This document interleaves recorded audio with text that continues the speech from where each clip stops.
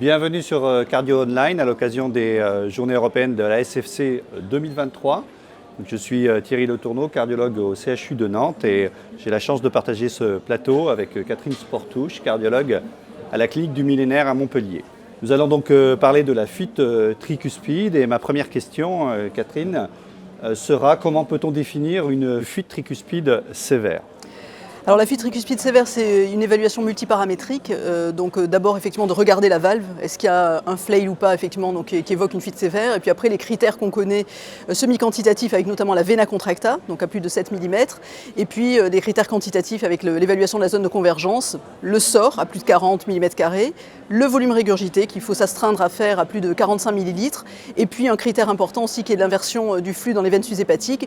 Mais on sait que c'est pas toujours facile d'évaluer cette fuite tricuspide et cette quantification, parce qu'il y a parfois des jets multiples et surtout que la fuite dépend de la charge.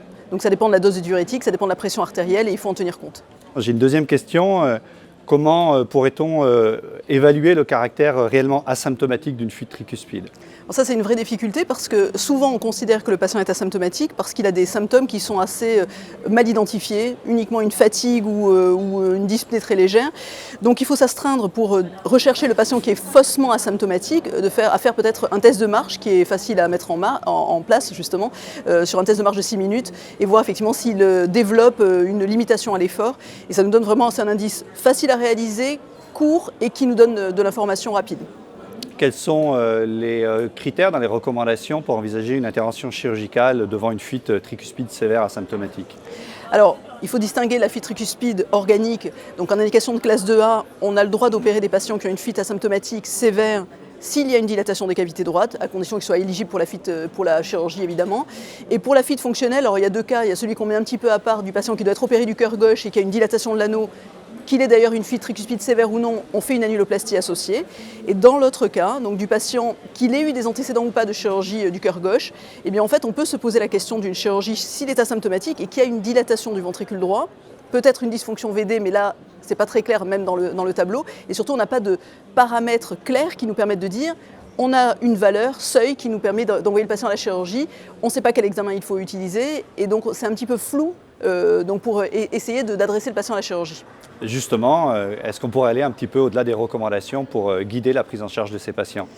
Bien effectivement, c'est ce qu'on a envie de faire parce que les résultats de la chirurgie sont pas très encourageants parce qu'on adresse trop tard les patients à la chirurgie.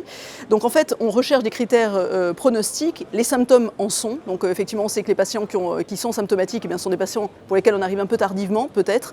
Et surtout les critères de fonction ventriculaire droite, avec notamment le strain de la paroi libre du ventricule droit inférieur ou égal à moins 19%, qui est un critère pertinent, ainsi que la sévérité de la fuite. Donc lorsqu'on a un volume régurgité qui a plus de 45 ml, eh bien, on sait que ce sont des patients qui ont un plus mauvais pronostic s'ils sont asymptomatiques avec ces deux critères, avec ces deux paramètres. Donc peut-être qu'il faut arriver en amont de ces critères pour espérer avoir un meilleur résultat sur la chirurgie.